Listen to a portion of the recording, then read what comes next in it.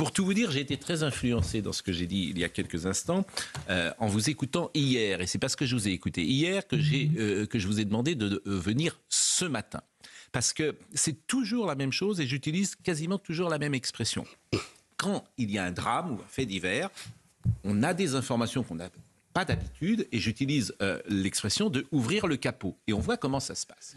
Et j'ai appris hier, et j'étais sidéré de cela, que l'audience du 3 juillet, l'audience du 3 septembre, pardon, qui permet donc à M. Taha-O d'être libéré, décision de la juge des libertés, le parquet n'est pas présent à l'audience.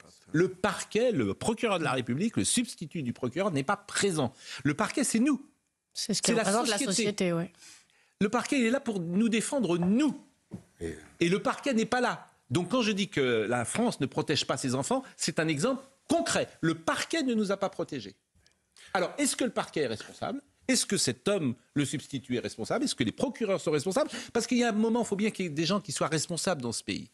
Je vais répondre à votre question, Pascal Praud, mais ce que je voudrais d'abord dire, au-delà de la profonde émotion que j'ai ressentie et que je ressens toujours quand j'ai appris ce qui était arrivé à Philippines, ce qui est une émotion qui est partagée par l'ensemble de nos compatriotes, c'est que j'ai l'impression, depuis des années, de vivre le film Un jour sans fin. C'est-à-dire que les mêmes... Vous avez prononcé le mot de faits divers, mais c'est beaucoup plus que ça. C'est des faits de société ont lieu dans les mêmes circonstances, avec des mêmes profils d'auteurs, des mêmes profils de victimes. Et quand on soulève le capot, comme vous dites, on se retrouve avec les mêmes diagnostics sur les dysfonctionnements. Alors si on reprend les choses, et je vais répondre sans me dérober à votre question sur ce que j'estime être la responsabilité des uns et des autres. Si on refait le film, les choses se passent de la façon suivante. Le dénommé Taha-O est condamné comme mineur, étant étranger en situation au départ régulière en France. Il est condamné à 7 ans de prison pour viol, ce qui est une peine élevée dans l'échelle des peines pour une raison très simple, c'est qu'il est mineur et qu'il encourait donc 7 ans et demi. C'est-à-dire qu'il prend quasiment le maximum. Qu'est-ce que ça nous indique d'ores et déjà ? Et que je pose là, c'est que les faits, les circonstances du viol pour lesquelles il a été condamné sont très graves, puisqu'il prend une peine très élevée, premièrement. Donc on garde ça à l'esprit. Ensuite, il fait à peu près 5 ans sur 7, ce qui est également une indication qu'il est dangereux, parce qu'il aurait pu techniquement être libéré plus tôt. Donc on se réjouit qu'il ne l'ait pas été, mais il aurait pu. Et on en arrive à cette séquence de fin août, début septembre. On en arrive à une séquence du printemps dernier, au moment où il sort de prison. Au moment de la sortie de prison, cet individu a été condamné non seulement à 7 ans de prison, mais il a été condamné judiciairement, c'est très important, à une interdiction du territoire français de 10 ans. C'est-à-dire qu'il est expulsable du simple fait du jugement qu'il a condamné. Et le premier loupé, si on regarde dans le capot, c'est que l'administration pénitentiaire n'a pas transmis à temps les informations à l'administration chargée de gérer les expulsions, qui aurait dû permettre de mettre en branle tout le système, notamment de lien avec le Maroc, pour obtenir le fameux laissez-passer consulaire, puisqu'il faut rappeler qu'on ne peut pas expulser les gens qui ont des OQTF sans que le pays d'accueil ne délivre un laissez-passer pour que les gens puissent rentrer chez eux. Et ça prend toujours un peu de temps. Donc déjà, ça a été une information tardive de la justice à l'administration. On répond qu'on ne sait jamais à quand exactement vont sortir les gens. Moi, je suis désolé. À ce stade, déjà, une préconisation très simple, c'est je réinvente pas le fil à couper le beurre. Quand on sait que dans le stock de détenus, on a des gens qui sont libérables à peu près à 6 mois et qu'ils sont expulsables, et c'est pas la peine d'être un génie pour penser à faire des listes et à anticiper à quelques mois. Premier point. Donc, ça n'est pas le cas. Il sort de prison. Il ne peut pas être expulsé parce qu'on n'a pas le laissez-passer consulaire du Maroc. Et donc, il passe dans la situation des étrangers en situation irrégulière et il va dans un centre de rétention administrative, les fameux CRA. Et là, point très important pour comprendre ce qui se passe, qui est un point de droit européen. C'est que la France a transposé une directive européenne qui a limité... La directive européenne limite les rétentions administratives d'étrangers. Oui, mais non, sauf que les directives, 300, c'est 300, 300 dans la directive. C'est-à-dire que la France a intégré dans son droit national le droit européen bien en dessous du seuil prévu par l'Europe. Et pourquoi ? En Allemagne, c'est 180. Et pourquoi ?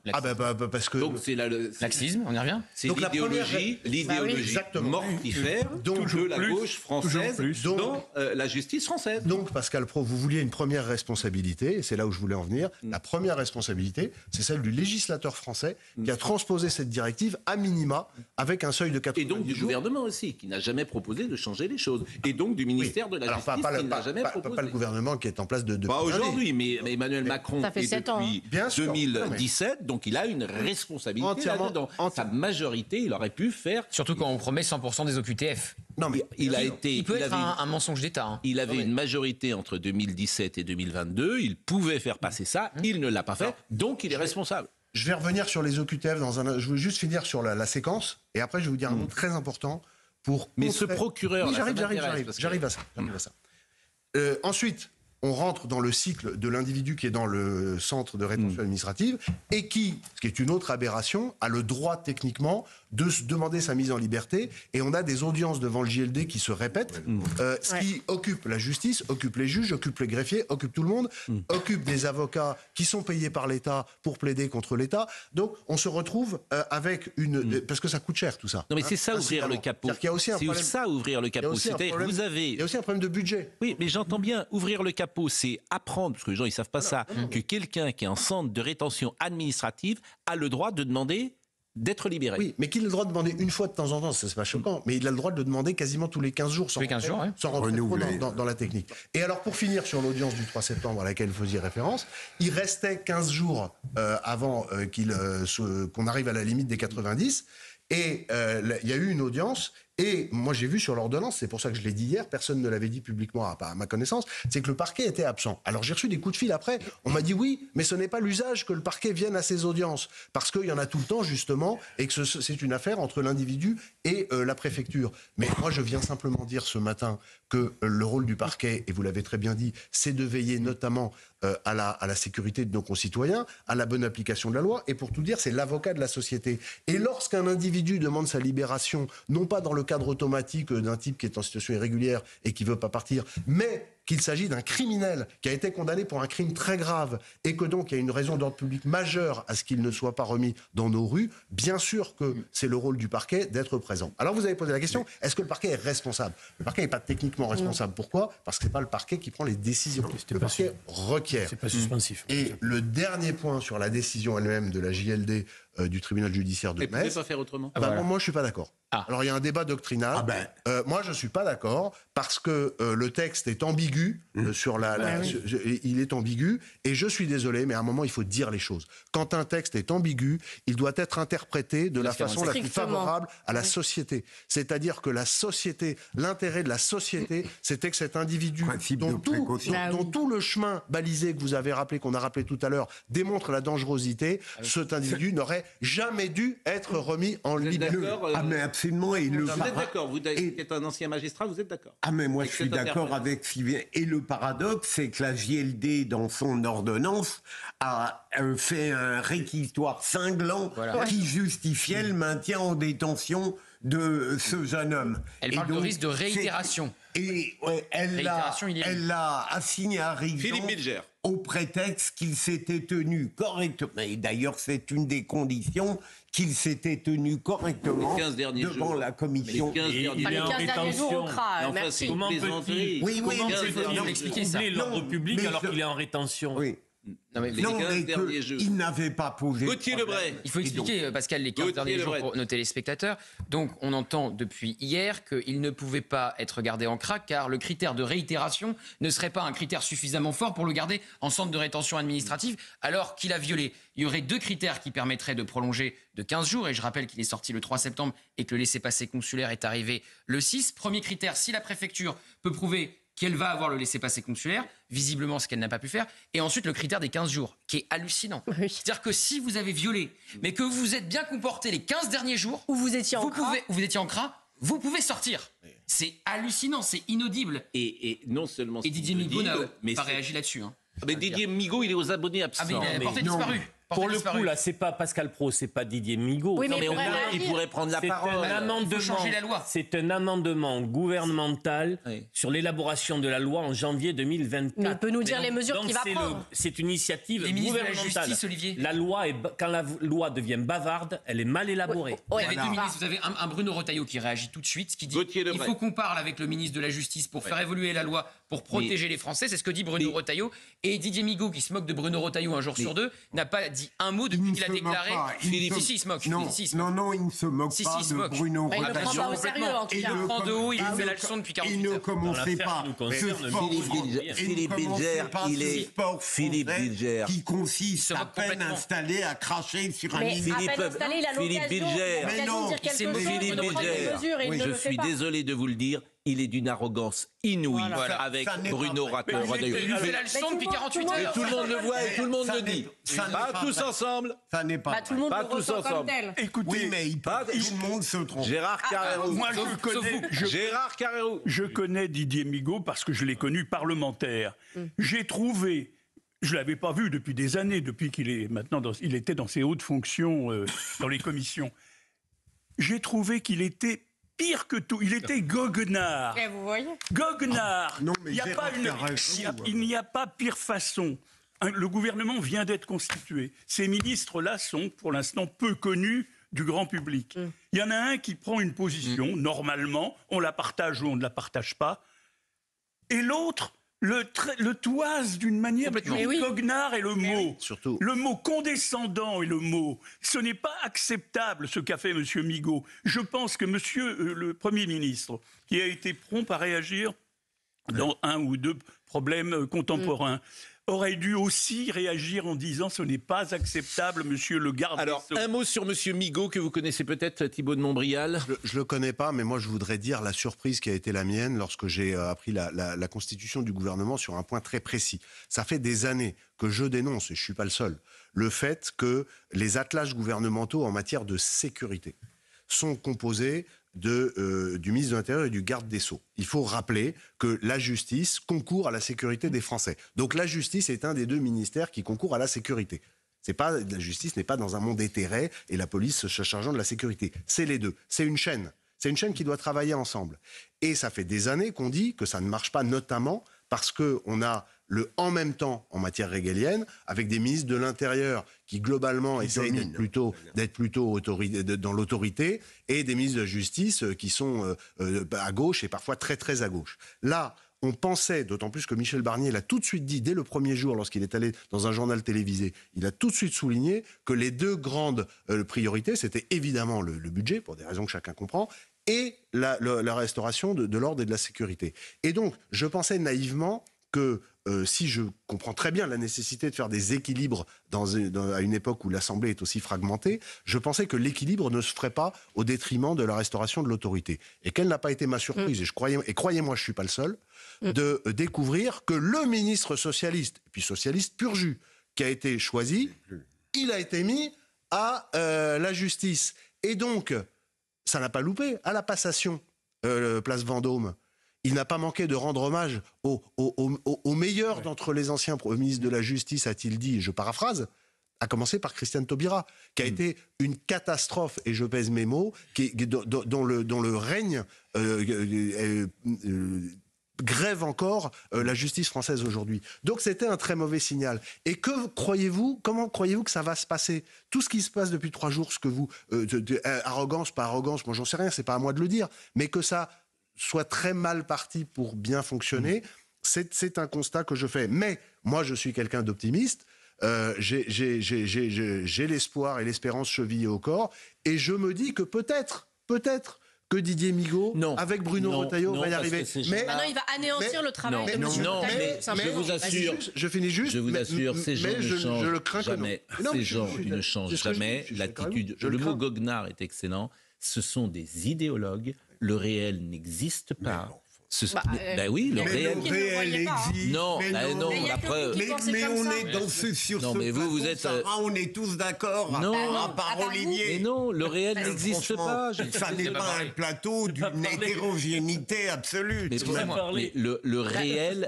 Mais Le savez réel que, existe. cher Philippe mais Bilger, vous les prenez pour des imbéciles. Non, pour des idéologues. Mais c'est même pas Philippe le cas. Bilger, il y a 80% des gens qui sont en train de nous écouter qui pensent exactement comme ce qui vient de se dire autour de ce plateau. Sans doute. J'en suis pas sûr. Ben, La écoutez, phrase sans doute. de Sans Didier doute. Migaud, c'est la justice n'est pas laxiste, je vais aller en informer mon collègue du gouvernement. Plus condescendant mais que ça. il y a 2 jours. Bah, justement, bien sûr, il y a 2 jours. c'est le sujet. Bon. Justement, ça date d'il y a 2 jours. Donc Mais c'est non. Et depuis, on l'a pas entendu. Non, mais Depuis, on l'a pas Philippe, entendu, justement. Vous verrez dire un mot sur les OQTF. Alors, comme vous êtes là jusqu'à 9h20 simplement, je vous redonne la parole à l'instant. Les OQTF, il y en a, paraît-il, 700 000. Donc c'est très simple. Ma position, et je pense la position de ceux qui nous écoutent, un OQTF n'a pas à être en liberté sur le sol de France. C'est clair. Et si la France n'est pas capable de mettre à l'écart de la société tous les OQTF qui sont sur le sol de France, à ce moment-là, d'abord, il faut le dire. Bien sûr. D'abord, il faut le dire. Et puis, faut trouver une solution. Il y en a 700 000. Il y a 1800 places dans les CRA. Donc, c'est absolument impossible. Mais on s'habitue à ça. C'est-à-dire qu'on s'habitue à ce que des OQTF soient en liberté. Ce qui est juste un scandale absolu pour un État de droit. C'est un scandale, ils n'ont pas à être en liberté. Donc, où vous trouvez un territoire pour les mettre dans la France. Lequel ? Vous avez dit dans l'outre-mer. Déjà, les outre-mer ont déjà quelques Je n'ai difficultés à jamais dit régler. ça. Je n'ai jamais dit ça. J'ai dit, il y a des territoires en dehors de la métropole. C'est En vous dehors qui de la métropole. De la métropole. Alors, où mais je ne 700 000 suis pas. personnes. Mais je ne suis pas Vous homme savez qu'il faut politique. dire- Non, non, non, Je non, suis non. pas. Je Ah, dis non, que non, les Pascal gens. Pratt. Je dis Non. que ceux qui nous dirigent Vous avez doivent être raison sur le fait que responsables. l'OQTF doit être exécuté. Ils doivent être responsables. Mais Ils si doivent je être peux vous responsables. répondre, S'ils ne sont ça pas n'est capables pas d'être raisonnable. responsables, s'ils sont pas Ça capables, ils n'est fassent pas autre chose. raisonnable de dire que les 700 000 doivent partir dans un Non, territoire. mais il faut s'arranger pour qu'il n'y en ait pourquoi plus 700 000. Et c'est Voilà. responsable. Pourquoi il y a un tel taux Attends. Pourquoi il y a autant d'OQTF Et c'est prononcés responsable. C'est une spécificité française. Et c'est les responsables de laisser assassiner les enfants. Ben, bien sûr que non. Bon, alors. Il faut aussi arrêter les flux migratoires parce que si vous en enlevez... L'argument d'autorité. Merci. Mais c'est pas un argument. si. Je ne souhaite plus qu'il y ait d'autres. Personne ne le souhaite. Mais Eh bien, vous on l'a avez bien. Eh bien, raison là-dessus. Mais Pascal, dans ce cas-là, il faut arrêter les flux migratoires. Bien Si vous sûr, enlevez les c'est 700 000 et qu'il y en a évident. d'autres qui Sur ce point, arrivent... Thibaut de Montbrial. Juste sur ce point très précis. Ce qui arrive et tout ce dont on parle est une nouvelle illustration de l'évidence qu'il y a un lien entre l'insécurité, la délinquance et l'immigration. Je le rappelle au passage, parce que pendant longtemps, ça a été compliqué de dire ça.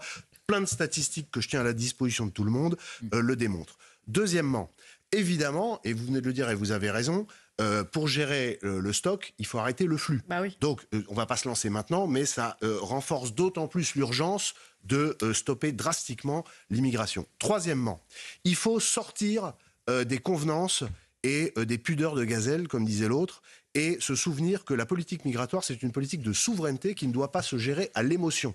Ça doit être froid.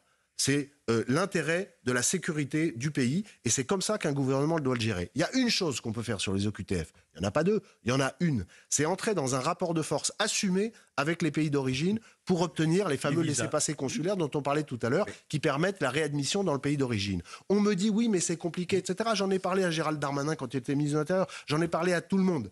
Il y a des gens qui vous disent les choses sur les plateaux et des gens qui vous disent les choses en off. Et moi, je vous dis les choses sur le plateau de ce que je pense qu'il faut faire et de ce qu'il faudra qu'un jour un politique français assume de faire et vienne le dire devant nos compatriotes, et il aura 80% d'opinion favorable, c'est de dire aux pays d'origine, vous voulez pas reprendre vos délinquants ? Très bien, on va les garder, on va gérer, c'est un autre problème, on en parlera tout à l'heure, mais en attendant, terminé, il n'y a plus aucun visa qui vient de chez vous. Y compris votre famille pour se faire soigner à l'hôpital américain, etc., y compris vos proches, donc terminé. Deuxièmement, on limite, je pense que c'est un peu... Tout le monde est d'accord. Laissez-moi finir. Je pense qu'on ne peut pas complètement couper, mais on limite drastiquement les montants de virements Western Union qu'on peut envoyer de France vers le pays d'origine, ce qui fait que tous vos compatriotes qui sont là en situation régulière ne pourront plus abonder votre économie avec de l'argent qui quitte la France. Et troisièmement, on limite, parce que là encore on ne peut pas complètement couper, mais on limite drastiquement l'aide au développement de votre pays. Et on se reparlera quand vous serez revenu à raison. Et quand vous avez dit ça, vous avez en plus des vertus budgétaires sur tout ça, parce qu'après c'est des vertus en Montbrial, allez au bout dans les discussions. Allez au bout, Thibault de Montbrial. Quand en off, on peut dire voilà sur quoi on peut agir, les visas de longue durée, ce que vous avez dit, que nous répondent les dirigeants, mais on ne peut pas le faire car et derrière ils nous disent pourquoi. Alors, sur les conventions, par exemple, nous liant à ces pays. Mais c'est terminé. Oui, bien sûr. De quelle convention je vais parler. Oui, mais je sais ce que vous allez dire, c'est pas vrai. Mais allez-y. Dites-moi. Ouais, vous allez parler des conventions bilatérales, etc. Non, je parlais du renseignement sur la lutte contre le terrorisme. Je vous interromps 2 secondes pour donner la parole. Je vous interromps 2 secondes pour donner la parole à Thomas Hill et après on reprend évidemment le chemin de la discussion. Bonjour Thomas.